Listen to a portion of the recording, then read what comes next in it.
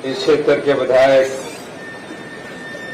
हमारे योजना विभाग के उपाध्यक्ष भवानी सिंह पठानिया जी, श्री अजय महाजन जी जो कि पूर्व में विधायक रहे हैं, श्री करण सिंह माल्टू जी जो कि जिला कांग्रेस कमेटी के अध्यक्ष रहे हैं, कैप्टन जीत राम जी अध्यक्ष ब्लॉक कांग्रेस कमेटी फतेहपुर, सुंदरी जी, योगेश महाजन जी, मनोज जी, मंच पर विराजमान सभी साथीगण,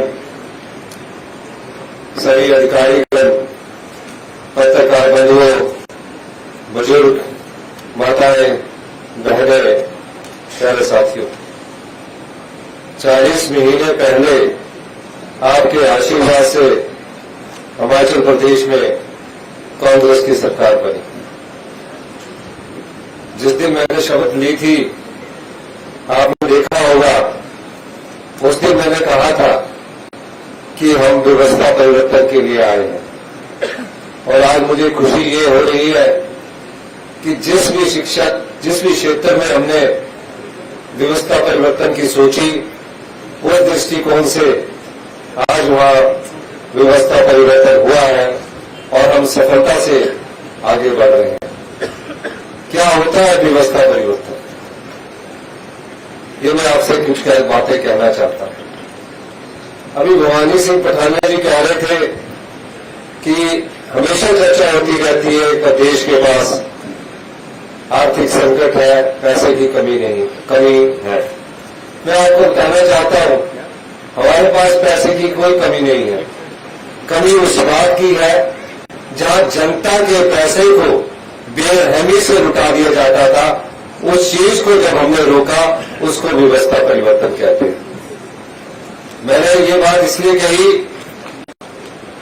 जब मैंने 40 महीने पहले अधिकारियों की मीटिंग ली तो उसने कहा प्रदेश की हालत बहुत नाजुक है, सरकारी कर्मचारी अधिकारियों की पे देने की भी नौबत है। वो 3 साल पहले का। हमने पूछा ऐसा क्यों हुआ? उन्होंने कहा कि चुनावों से पहले जो भी सरकारें आती थी वो 6 महीने पहले बड़ी बड़ी घोषणाएं कर देती थी। महज आपका स्कूल खोल दो, नोटिफिकेशन कर दो, हॉस्पिटल खोल दो, नोटिफिकेशन कर दो। उस पंचायत के लोगों को खुश करके राजनीतिक लाभ के लिए अपनी राजनीतिक रोटियां सेकते थे। हमने ऐसा नहीं किया। हमने उस बीमारी को समझा और आम जनता की सोच को इस सरकार ने अपनाया, किसान की सोच को इस सरकार ने अपनाया। मैं एक उदाहरण देना चाहता हूं। शिक्षा के क्षेत्र में आम जनता स्कूल मांगती थी कि मेरा स्कूल सीनियर सेकेंडरी कर दीजिए, मेरा स्कूल में साइंस क्लासेस स्टार्ट कर दीजिए, मेरे स्कूल में कॉमर्स की क्लासेस स्टार्ट कर दीजिए। होता क्या था? चुनावों से पहले घोषणा कर दी जाती थी, नोटिफिकेशन कर दी जाती थी और जिस स्कूल में साइंस के 2 टीचर होते थे उससे एक टीचर निकाल के उस स्कूल में दूसरा साइंस का टीचर भेज दिया जाता था। उससे क्या हुआ? भारतीय जनता पार्टी के समय जो आम सरकारी स्कूलों में पढ़ने वाले बच्चे हैं, जो किसान के बच्चे सरकारी स्कूलों में पढ़ते हैं, आम परिवारों के बच्चे सरकारी स्कूलों में पढ़ते हैं, मैं खुद भी सरकारी स्कूल में पढ़ा हूं, उसकी क्वालिटी में गिरावट आई। माँ बाप तो ये सोचकर सरकारी स्कूलों में भेजते हैं कि मेरा बच्चा पढ़ लिख कर एक अच्छा इंसान बनेगा, अच्छा रोजगार प्राप्त करेगा। लेकिन हुआ क्या? 5वीं के बच्चे को दूसरी की किताब भी पढ़नी नहीं आती थी। और भारतीय जनता पार्टी की 2021 में समय केंद्र की जो डबल इंजन की भारतीय जनता पार्टी की सरकार है, उसने सर्वे करवाया और जो क्वालिटी एजुकेशन यानी कि गुणात्मक शिक्षा में हम 21वें स्थान पर पहुंच गए। हम भी सरकार में आए, जनता ने बदलाव किया। हम भी ये सोचते कि हमारा समय भी व्यतीत हो रहा है, यहां तो सिर्फ 5 साल बाद बदलाव कर दिया जाता है, जैसे चलता है वैसे चलने दीजिए। हमने कहा हम ऐसे करवाने के लिए नहीं आए हैं और हमने व्यवस्था परिवर्तन का नारा दिया। आज मुझे ये खुशी है कि पहली कक्षा से सभी सरकारी स्कूलों में हमने पिछले वर्ष से इंग्लिश मीडियम शुरू कर दिया गया है और इस वर्ष 150 सीबीएसई स्कूल जो सरकारी स्कूल थे उसको सीबीएसई स्कूल घोषित कर दिया गया है। भवानी पुठानिया जी मुझे कह रहे थे यहाँ भी एक सीबीएसई करना है। मैंने कहा अगले वर्ष वो भी हम सीबीएसई कर देंगे ताकि आम परिवारों के बच्चों को सरकारी स्कूल की जो फीस होगी उसके आधार पर सीबीएसई की पढ़ाई करने को यहाँ मिलेगी। अगर आप आज प्राइवेट स्कूल में एडमिशन लेते हैं तो महीने की फीस ही 2000 रुपया है। जो हमने 150 सरकारी स्कूल किए हैं उसमें सिर्फ फीस भी 1500 या 2000 रुपया लग रही है और कोई असमानता नहीं लाई गई है कि ये इस कैटेगरी का बच्चा है इसके से इतने पैसे लेने हैं। हमने कहा बच्चों के बीच में भेदभाव नहीं होना चाहिए, एक समान फीस करके उनके साथ भी हमने न्याय किया है और कम से कम फीस में गांव के स्कूल के जो सीबीएसई स्कूल है उसमें ग्रामीण बच्चे पढ़े। और यही नहीं है, अभी हम सरकारी जो सीबीएसई स्कूल प्रथम चरण में बनाएंगे 151, उसमें हम अभी जो टीचर्स होंगे उनके लिए भी हम ड्रेस कोड लागू करने जा रहे हैं और बच्चों की भी ड्रेस कोड का भी 2 महीने के अंदर आपके पास एक आदेश आ जाएगा कि इस प्रकार के स्कूल के ड्रेस कोड हर एक बच्चे के पास अपनानी चाहिए। 30 जून तक इन सभी सीबीएसई स्कूलों में राज्य चयन आयोग ने टेस्ट ले लिए गए हैं। English, mathematics, physics, chemistry, bio सबके टीचर्स इन 30 जून तक सभी स्कूलों में अपॉइंट कर दिए जाएंगे। उनके योग्यता के आधार पर हम टेस्ट ले रहे हैं, राज्य चयन आयोग उसका टेस्ट ले रहा है और आप देखेंगे एक एक सीबीएसई स्कूल में सारे टीचर उपलब्ध होंगे।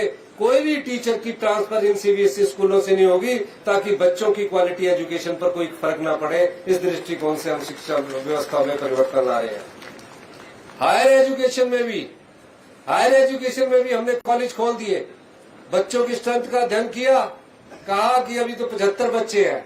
कोई भी कॉलेज होता है उसमें बच्चों को एक्सपोजर का मौका मिलता है, तरह तरह के बच्चों से बातचीत करके अपनी बात रखकर अपने विचार व्यक्त करने के बाद उसे आगे बढ़ने का मौका मिलता है। हमने उसमें भी परिवर्तन किया और आज हम कह सकते हैं आने वाले कुछ सालों में जो हमारे सरकारी स्कूल में सीबीएसई स्कूलों से बच्चे पढ़े हुए निकलेंगे और दूसरे सरकारी स्कूलों से भी, वो जो भी चुनौतियां उनको भविष्य में नजर आएगी उन चुनौतियों का सामना करने के लिए तैयार होंगे और उनके रोजगार के अवसर अपने आप वो युवा साथी समझेगा और आगे बढ़ेगा। ये शिक्षा में हमने मूलभूत परिवर्तन किया। ठीक है, कई जगह विरोध होता है, कई जगह एडजस्टमेंट नहीं होती है, लेकिन ये विरोध भी सहन करना पड़ता है क्योंकि राजनीति में हमेशा ये सोचकर आप काम करते हैं कि मेरा वोट खराब हो जाएगा तो आप समाज की सही मायने में सेवा नहीं कर सकते, जैसे कि पिछली भारतीय जनता पार्टी ने की। आज शिक्षा में बदलाव हो रहा है। हेल्थ सेक्टर का बताना चाहूंगा, आम आदमी को नहीं पता होता कि हेल्थ सेक्टर में क्या होना चाहिए। आम आदमी को तो लगता है कि ये डॉक्टर आ गया है, मेरे को इसने देख लिया है, मेरा इलाज ठीक हो जाएगा। बड़ी आशा के साथ आम आदमी आता है। हम लोगों को भी यही पता था। आज मेडिकल कॉलेज में क्या हालत है और आपके जो हमने शिक्षा स्वास्थ्य में बदलाव किया उसकी बात करना चाहूंगा। मेडिकल कॉलेज में 20-20 साल पुरानी मशीनें लगी हुई थी। शिमला के मेडिकल कॉलेज जो राजधानी का मेडिकल कॉलेज है 19 साल पुरानी एमआरआई मशीन थी, उसकी रिपेयर पर ज्यादा खर्च हो गया, नई खरीदने की किसी ने हिम्मत नहीं की। हमारी सरकार ने नई मशीनें खरीदी। आज फतेहपुर में आदर्श स्वास्थ्य संस्थान है। हर एक विधानसभा क्षेत्र में हमने कहा एक संस्थान ऐसा मजबूत कर दीजिए ताकि जो भी वहां पेशेंट जाएगा उसको ये तो पता लग जाए कि मुझे क्या बीमारी है, नहीं तो क्या होता है। और 8 स्पेशलिस्ट आज आदर्श स्वास्थ्य संस्थान में फतेहपुर में आए हैं। पहले कभी नहीं हुआ, ये अभी हुआ क्योंकि हमने नीतिगत बदलाव लाया। उसका क्या फायदा हुआ? आप लोग किसी हॉस्पिटल में जाते हैं, पता आपको बीमारी का कहाँ लगता है, पहले वहां खर्चा करेंगे, फिर वहां एक्सरे के पैसे टांडा में देंगे, फिर पीजीआई चंडीगढ़ जाकर आप अपना अंदाजा लगाते हैं आपकी जेब से 50,000 रुपया जो खर्चा आपने कर दिया आपको पता भी नहीं लगा।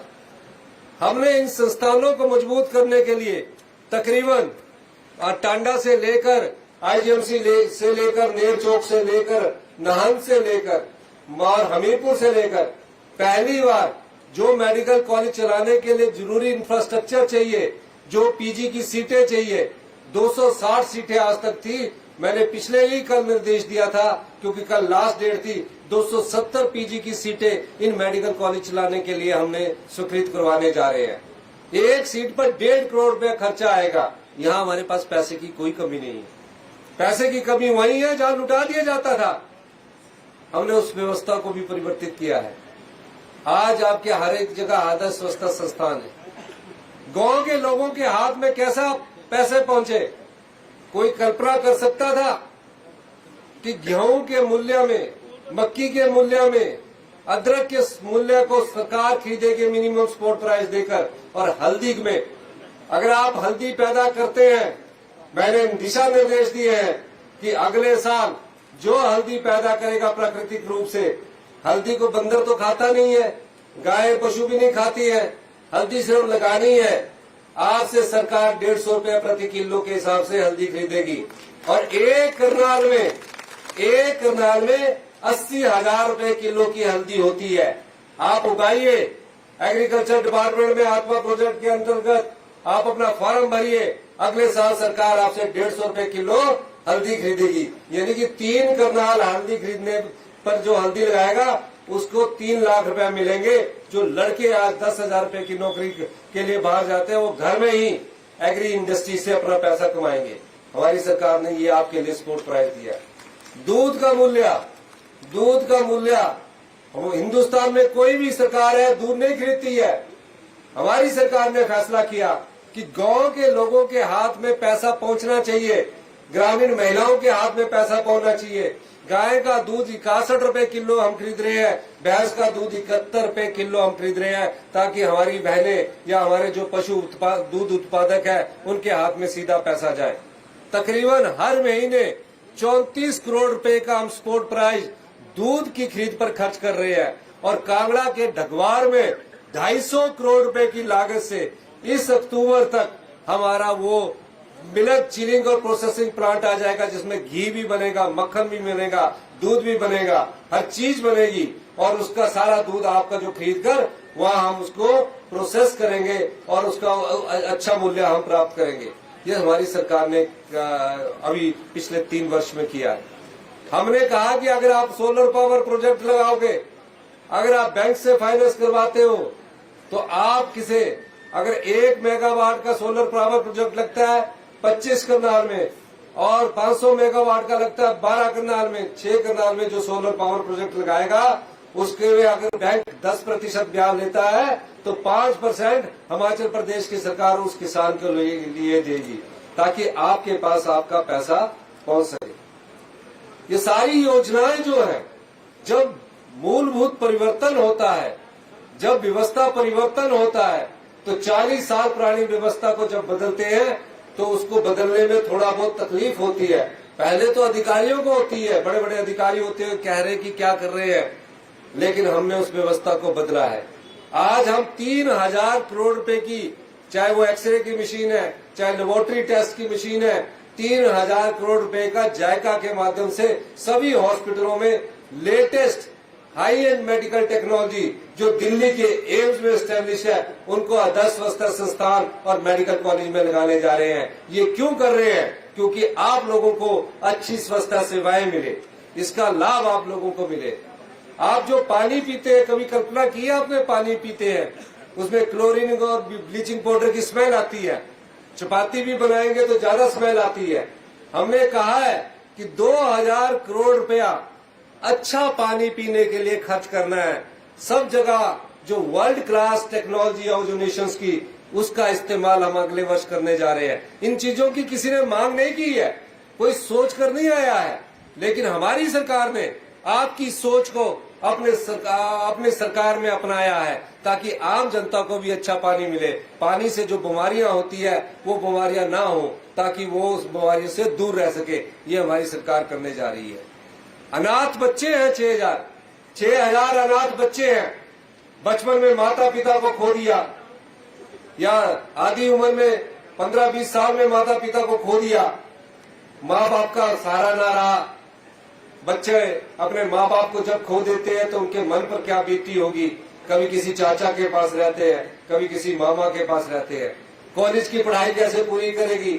हिमाचल प्रदेश हिंदुस्तान की पहली ऐसी सरकार है जिन्होंने 6000 बच्चों को चिल्ड्रन ऑफ द स्टेट का दर्जा दिया, यानी कि सरकार ही माता है, सरकार ही पिता है। उनकी पढ़ाई का पूरा खर्चा हिमाचल प्रदेश की सरकार उठा रही है और 18 साल के बाद उस बच्चे को हर महीने 4000 रुपया पॉकेट मनी मिल रही है। अगर वो पढ़ाई करता है तो उसकी पूरी फीस मिल रही है, हॉस्टल में रह रहा है तो पूरी फीस मिल रही है। ये सब हमारी सरकार कर रही है। विधवा बहनें हैं, उनके बच्चे हैं, अगर उनके बच्चे विधवा बहनों के बच्चे मेडिकल कॉलेज में जा रहे हैं, इंजीनियरिंग कॉलेज में जा रहे हैं या नर्सिंग कर रहे हैं, उनकी पढ़ाई का खर्चा कौन उठाएगा।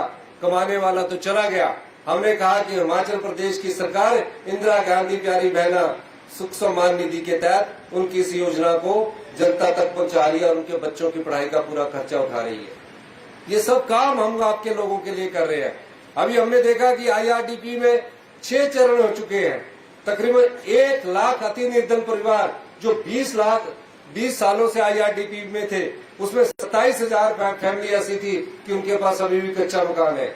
हमने कहा इनका सर्वे करिए और सर्वे के लिए हमने जो अकाउंटेबिलिटी जवाबदेही तय की है, वो जवाबदेही हमने वीडियो की तय की है, SDM की तय की है। कोई भी IRDP में गलत आदमी नहीं आना चाहिए। 6ठे चरण तक हमारे पास 1 लाख लोग परिवार आ चुके हैं। 7वें चरण आज खत्म होगा। हमने कहा कि गरीब से गरीब व्यक्ति के पास हमारी योजना का लाभ होना चाहिए। जैसे ही वो उनका सर्वे खत्म होगा, अपना परिवार सुखी परिवार के तहत उनके पास एक योजना लेकर लाई जाएगी। उन्हें 1500 रुपया महीना प्यारी बहना सुख सम्मान निधि का भी मिलेगा और 300 यूनिट फ्री बिजली भी हमारी सरकार उनको देने जा रही है। ये आपका पैसा है। पिछली सरकार सोशल मीडिया में तो बहुत एक्टिव है। मैं आपको बताना चाहता हूँ, भारतीय जनता पार्टी की सरकार ने 5 साल में राज किया, 12 साल से दिल्ली में राज करके गए हैं। 2 आपदाएं इस प्रदेश में आई। फतेहपुर भी बुरी तरह प्रभावित हुआ, नूरपुर भी बुरी तरह प्रभावित हुआ। एक परिवार की नहीं सुनी। देश के प्रधानमंत्री ने 1500 करोड़ रुपए की घोषणा की। मैंने नहीं कहा, उन्होंने खुद घोषणा की। आज तक 1500 करोड़ रुपया नहीं मिला।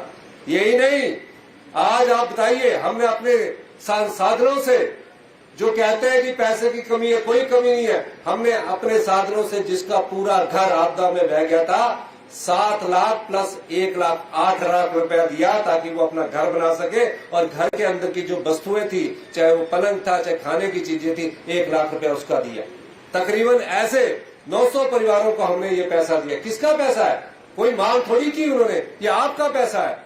कैसे आपका पैसा लुटा दिया जाता था वो मैं बताना चाहता हूँ। भारतीय जनता पार्टी को 60,000 करोड़ रुपया जो राज्य का अधिकार था उस समय मिला। उसमें 47,000 करोड़ रुपया RDG थी। RDG मतलब होता है रेवेन्यू डेफिसिट ग्रांट, यानी कि जितना आप खर्चा करते हैं और जितना आप कमाते हैं, अगर कमाते कम है और खर्चा ज्यादा होता है, उसके बीच के अंतर को पाटने के लिए केंद्र सरकार ने संविधान के तहत एक कानून बनाया है। संविधान ने एक कानूनी अधिकार दिया है, संविधान के अधिकार 275(a) के तहत, कि जब आय कम होगी, खर्चा ज्यादा होगा, जिन राज्यों में ऐसी स्थिति पैदा होगी, उन राज्यों के खर्चे के लिए ये रेवेन्यू डेफिसिट ग्रांट दी जाती है। 72 साल से 77 साल से ये रेवेन्यू डेफिसिट ग्रांट मिल रही थी। 1952 से हमें मिल रही थी। इस बार क्या किया, हमारा 8,000 करोड़ रुपया काट दिया। 8 से 10,000 करोड़ रुपया 2026 से कटना शुरू हो गया। पिछले साल भी हमें मिल रही थी और 5 साल तक यह 10,000 करोड़ रुपया कटेगा। 50,000 करोड़ का हिमाचल की जनता को नुकसान होगा, सरकार को नुकसान नहीं होगा। और इन्होंने काट दिया। भारतीय जनता पार्टी के लोग हल्ला करते हैं, रोज इनके नेता कोई न कोई बयान देते हैं। देते इसलिए है कि ये 5 गुटों में बटे हुए हैं। यहाँ भी मेरे को लगता है कि 4 गुट जो बीजेपी का एक प्रत्याशी मिलेगा, 4 गुट उसकी अच्छी मालिश करेंगे, मरम्मत करेंगे। ये सच है। 500 लड़ रहे हैं, सोच रहे हैं कि अभी हमारे 5 साल बाद यह जनता बदलाव करेगी। जनता क्यों बदलाव करेगी? क्योंकि हमने भ्रष्टाचार पर अंकुश लगाया है, हमने शिक्षा क्षेत्र में क्रांतिकारी बदलाव किया है, हमने हेल्थ सेक्टर में क्रांतिकारी बदलाव किया है, हमने ग्रामीण अर्थव्यवस्था को मजबूत करने के लिए महत्वपूर्ण योजनाएं लाई है, हर चीज में हमने बदलाव किया है। क्यों बदलाव करेगी? लेकिन उनकी एक मानसिकता बनी है कि 5 साल बाद यह सरकार बदलती है। जब सरकार अच्छा काम करती है, आम लोगों तक अपनी योजनाओं का लाभ पहुंचाती है, तो वो जनता तय करेगी। लेकिन ये 5 गुट जो है प्रदेश की संपदा को कैसे लुटाते हैं वो बताना चाहता हूँ। इन्हें 60,000 करोड़ रुपया मिला, 47,000 करोड़ रुपया आरडीजी का मिला, 13,000 करोड़ रुपया जीएसटी कंपनसेशन सेस का मिला। जीएसटी कंपनसेशन सेस वो था कि हमें जो वैट और एक्साइज जीएसटी लगने से पहले हम लगाते थे, हमें उसका तकरीबन 4,000 से 5,000 करोड़ हर साल आता था। उन्होंने कहा कि हम पूरे देश में एक जीएसटी कानून लगाना चाहते हैं, और हमारे राज्य के उस समय मुख्यमंत्री जयराम ठाकुर जी थे। कहा लगा लो। उन्होंने कहा कि जो हमको 4,000 करोड़ आता है उसकी 14% हर साल के इन्फ्लेशन होगी, उसके हिसाब से आपने हमको हर साल का नुकसान की भरपाई के लिए पैसा देना। हर साल 3200 करोड़ आया, 5वें साल जून 2022 में बंद कर दिया। 60,000 करोड़ रुपया अपने मित्रों की 1,000 करोड़ की बिल्डिंगें बनाने में लगा दिया, और आज वो बिल्डिंगें खड़ी है। हमें कितना मिला 40 महीने में? 17,000 करोड़ रुपया मिला, 17,000 करोड़ रुपया। और ये खुश होते हैं कि ये कैसे पे देंगे, कैसे पेंशन देंगे। हमारी पे भी ठीक चल रही है, पेंशन भी ठीक चल रही है, सोशल सिक्योरिटी पेंशन भी ठीक चल रही है। हमने 59 साल से ऊपर की महिलाओं को जो पहले 1000, 50 और 1100 रुपया मिलता था, आज उन महिलाओं को हमने 1500 रुपया देना शुरू कर दिया है। जितनी भी ट्राइबल की महिलाएं हैं, उन सभी महिलाओं को 21 वर्ष से ऊपर की उम्र की हमने सबको 1500 रुपया देना शुरू कर दिया है। क्यों किया? क्योंकि ये पैसा आपका है। अगर हम आज 150 रुपए में आपसे हल्दी खरीद रहे तो क्यों कर रहे हैं? क्योंकि वो पैसा जनता का है। इन्होंने क्या किया? 60,000 करोड़ को भी लुटा दिया, और 5,000 बीघा जगह 1 करोड़ में आपकी रजिस्ट्री अगर 1 कनाल की होती है तो आपको महिला ने करानी होती है तो 6% रजिस्ट्रेशन फीस लगती है। उनको रजिस्ट्रेशन फीस भी माफ कर दी, 5,000 की जगह 1 करोड़ रुपए में दे दी। और हिमकेयर की बात करूं, हिमकेयर योजना को हमने ठीक कर रहे हैं, उसमें इतना भ्रष्टाचार हुआ। कुछ तो गोस्ट पेशेंट है, अभी मैंने इंक्वायरी ऑर्डर की है, महिलाओं की बच्चादानी का ऑपरेशन होता है, उसका पैकेज था। करप्शन करने के लिए पैसा कमाने के लिए गलती में लालच इतना ज्यादा बढ़ गया कि मर्दों की बच्चादानी के ऑपरेशन के रूप में उन्होंने उनके पैसे ले लिए। इस प्रकार की सरकार थी ये भारतीय जनता पार्टी, क्योंकि पैसा लेना था, उसका पैकेज था। तो इस प्रकार भारतीय जनता पार्टी की सरकार ने आपके पैसे को लुटाया। हमने आपके पैसे को सही ढंग से लगा रहे हैं। आज सीबीएसई स्कूल हुए, नहीं तो एक सेंट्रल स्कूल के लिए बार एमपी के चक्कर लगाने पड़ते थे, बार कहना पड़ता था एक स्कूल लगा दीजिए। ये हर चीज में तो पैसे को आपको लुटाते रहे। हम आपके पैसे को बचाकर आर्थिक समृद्धि ला रहे हैं। हम आपके पैसे को आप तक पहुंचाना चाहते हैं। कोई सोच सकता था कि सीबीएसई स्कूल में भी सरकारी बच्चे उसी सरकारी फीस पर पढ़ेंगे। हम आपके लिए कर रहे हैं, इसलिए कर रहे हैं, वो आपके पैसे हैं। इन्होंने भ्रष्टाचार के चोर दरवाजे से 5,000 बीघा 1 करोड़ में बिना रजिस्ट्रेशन फीस के इन्होंने बद्दी में इंडस्ट्रीज के नाम पर दे दी। आज तक इंडस्ट्री नहीं लगी, आज तक इंडस्ट्री नहीं लगी। भवानी सिंह पठानी जी के दिल में दर्द है, कह रहे हैं बस जैसे ये पुल बन जाएगा आप मुझे 10 करोड़ रुपया दे दीजिए, मैं यहाँ इंडस्ट्री लगा दूंगा, कुछ युवाओं को हमारे यहाँ रोजगार मिलेगा। मैं इनको 10 करोड़ रुपया देने की भी घोषणा करता हूँ। ये दर्द होता है। आज आपके सामने एक ऐसा प्रत्याशी है जो अपनी साल का 1 करोड़ का पैकेज छोड़कर आया। 1 करोड़ कम था कि ज्यादा था? 2.5 करोड़ था। मैंने कम बोलते 2.5 करोड़ का पैकेज छोड़कर आया, क्योंकि यहाँ की जनता चाहती थी इनको कि आपकी सेवा करें। और आज आपके भरी गर्मी में, जहाँ बहुत गर्मी मुझे भी लग रही है, आपके बीच खड़ा होकर आपकी सेवा कर रहा है। क्यों कर रहा है ये? क्या ऐसी जरूरत पड़ गई थी भवानी जी को? भली चंगी 2.5 करोड़ की नौकरी थी, आराम से सुबह जाना शाम को आना। विधायक की कोई नौकरी थोड़ी है, रात को भी जागना पड़ता है, दिन को भी जागना पड़ता है। सोशल मीडिया में कोई ना कोई चला देता कि विधायक सुनता ही नहीं है, होता ना आजकल तो सोशल मीडिया में अगर कहीं सोए हुए की फोटो होगी तो विधायक सोया ही रहता कहते ना। अगर कोई विधानसभा में बैठ के आंखें बंद कर रहा हूं तो बोल देते विधायक सोया हुआ है। 2.5 करोड़ की जो नौकरी छोड़कर आया उसके मन में आपके लिए दर्द है, दिल में आपके लिए दर्द है और दिमाग में विकास की सोच है। अगर ये ना होते तो क्या ये पुल मिलता आपको? 117 करोड़ नाम मात्र के हैं, 150 और 200 करोड़ रुपए इसमें खर्च आएगा। आज इसका मैंने फाउंडेशन स्टोन रखा है और मैं चाहूंगा कि जो हमारे अधिकारी इसमें स्पीड अप करवाए। अगर ठेकेदार स्पीड अप नहीं करता तो पेनल्टी भी लगाए ताकि जल्दी वो कार्य हो। क्यों? ताकि इस क्षेत्र के 25-30 हजार लोगों को रोजगार के अवसर मिले। यहाँ मछली उत्पादक है, मछली जो पैदा करने बेचारा सवेरे 4 बजे जाता था, सरकार उससे 15% रॉयल्टी लेती थी। मैंने पिछले बार 7.5% की और इस बार उनको घटाकर 1% किया, क्योंकि वो ग्रामीण अर्थव्यवस्था में अपने जीवन यापन को तो सुधार करे। और एक और काम किया, जब वो मछली पैदा नहीं करेंगे 2 महीने बरसात में, हमारी सरकार उन्हें 3500 रुपया महीना सम्मान निधि देगी जो बेचारे मछली उत्पादन के में लगे 3500 रुपया महीना। और जो मछली पैदा करने वाले लोग हैं उनको कहा कि अगर 100 रुपए किलो आपकी मछली नहीं बिकेगी तो जो गैप होगा उसको सरकार अपनी जेब से देगी, क्योंकि वो उनका भी अधिकार है। जो मछली उत्पादक है वो जाते हैं, मछली पकड़ कर लाते हैं और मछली पकड़ के बाद उसको बेचते हैं।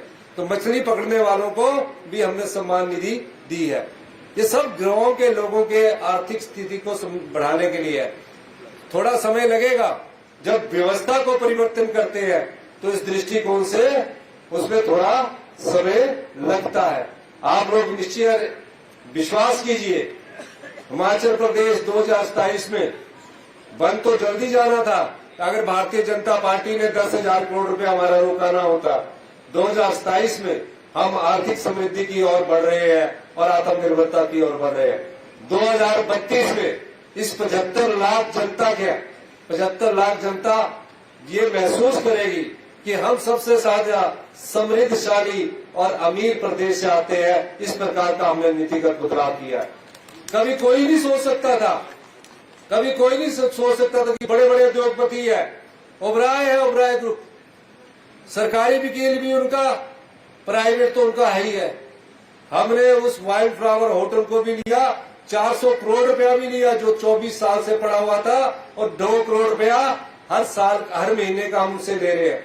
JSW जिसका 1000 करोड़ का प्रोजेक्ट है मेगावाट का, हम हाई कोर्ट से हार गए। मैंने कहा सुप्रीम कोर्ट में बेस्ट वकील खड़ा करो, और जब हम जीते तो 150 करोड़ रुपया हमको हर साल का बढ़ना शुरू हो गया है। BBMB जहां आपके पौंग डैम के लोग बैठे हैं, कल्पना नहीं कर सकते थे कि उनको हम पट्टे पर जमीन देंगे, हमने उनको पट्टे पर जमीन दी। कल्पना भी नहीं कर सकते कि अभी हम आपके अधिकार की लड़ाई लड़ रहे हैं। पीने के पानी के लिए उनसे NOC लेना पड़ता था, हमने उसको भी खत्म कर दिया कि पीने के पानी की कोई NOC नहीं ली जाएगी। यही लोगों को समस्याओं का समाधान करने के लिए हमारी सरकार दिन प्रतिदिन कार्य कर रही है। और हम भ्रष्टाचार के चोर दरवाजे बंद कर रहे हैं और पैसे को सही इस्तेमाल कर रहे हैं। आज हम सही इस्तेमाल करके प्रदेश को आत्मनिर्भरता की ओर ले जा रहे हैं। भारतीय जनता पार्टी का कोई काम नहीं है। आपने MP को भी यहां चौथी बार जिताकर भेज दिया, चौथी बार जिताकर भेजे आपने MP सदस्य। 4 बार 20 साल से कमल को लगा रहे हैं, 12 साल से भारतीय जनता पार्टी केंद्र में सत्ता की सरकार है, डबल इंजन की सरकार थी। क्या किया इन्होंने प्रदेश के लिए? क्या किया? जीत कर चले जाते हैं, चुनाव आते हैं तो धर्म के नाम पर, जाति के नाम पर बांटने की कोशिश करते हैं, पर जनता का कल्याण नहीं करते। हमारी सरकार ने 1,36,000 सरकारी कर्मचारियों को OPS दिया। रोज हम पर दबाव डालते हैं, OPS में बदलाव कर दीजिए, हम आपको 1600 करोड़ रुपया महीने का देंगे। और जब ये भारतीय जनता पार्टी की सरकार आएगी, जो भी इनका अगर आई, वैसे तो आएगी नहीं, पर ये सबसे पहले OPS को बंद करेंगे, ये मैं कह सकता हूं। कोई इनका नेता ये नहीं कह सकता कि OPS हम देंगे। हम ओपीएस भी देंगे ताकि बुढ़ापे में उनको सामाजिक सुरक्षा मिल सके। इसलिए मैं आपसे कहना चाहता हूं कि भवानी पठानिया जी को आप आंखों पर बैठाकर रखिए। विधानसभा में अच्छा बोलते हैं,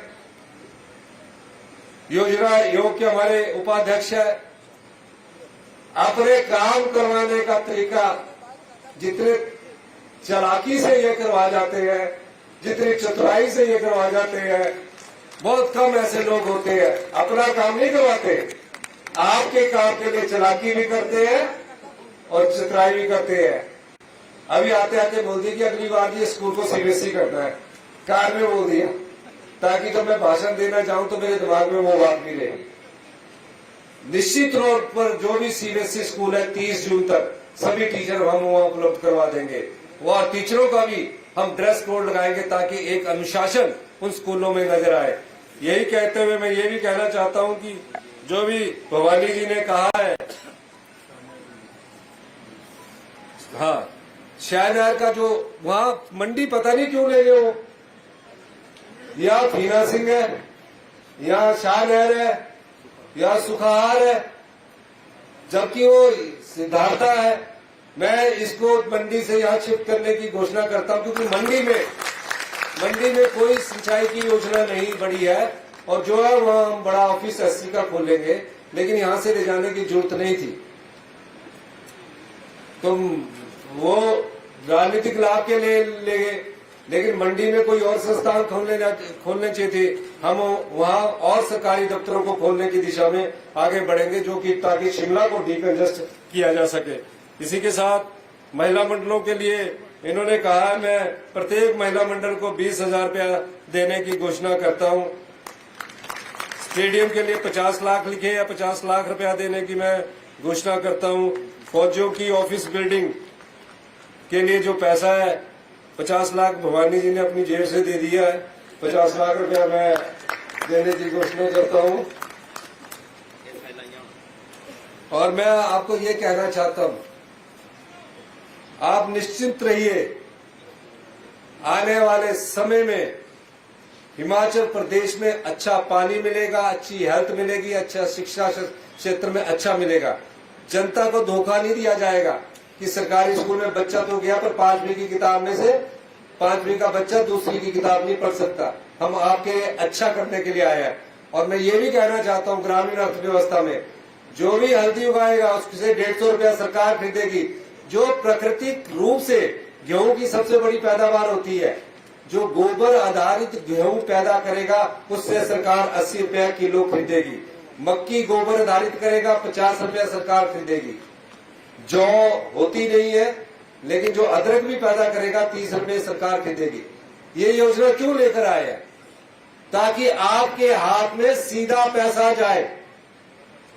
आपको हिमाचल प्रदेश सरकार खरीदेगी, चाहे वो कहीं लगे ना लगे, लेकिन किसान के हाथ में पैसा जाना चाहिए, आम आदमी के हाथ में पैसा जाना चाहिए। इन्हीं शब्दों के साथ, आज गर्मी बहुत है, मैं फिर यहाँ की जनता का बहुत बहुत धन्यवाद करना चाहता हूँ। इन्होंने कहा कि पहली बार यहाँ कोई मुख्यमंत्री आए हैं। पहली बार आए कि कोई दूसरी बार आए? दूसरी बार कोई मुख्यमंत्री आया है। आप ये घोषणाएं कर दीजिए। तो मैं ये सारी घोषणाएं करता हूँ इस आश्वासन के साथ कि आप भविष्य में जब भी कोई चुनाव होगा, एक ऐसे अपने प्रत्याशी को कभी मत खोना, नहीं तो आपका विधानसभा क्षेत्र काफी साल पीछे चला जाएगा। एक पढ़ा लिखा नौजवान आपके बीच में आया है, जिसने 2.5 करोड़ की नौकरी छोड़ी है, आज आपके बीच में अपना दर्द बांट रहा है। उस भवानी सिंह पठानिया को आपने कभी मत खोना, ये भी मैं कहने आया हूँ। आपने मेरी बात सुनी, आपका बहुत बहुत धन्यवाद। जय हिंद, जय हिमाचल। धन्यवाद।